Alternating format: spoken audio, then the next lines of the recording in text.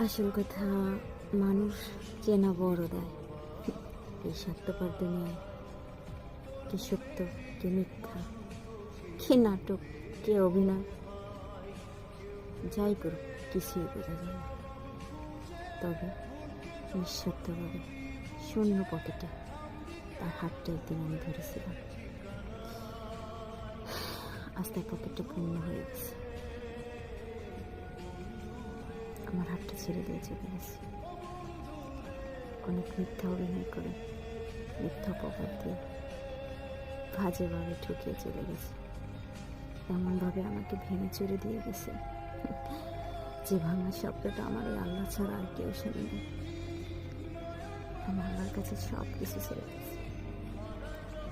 আল্লাহ যা করবেন ভালোর জন্য করবেন, তিনি সব কিছু দেখেছেন।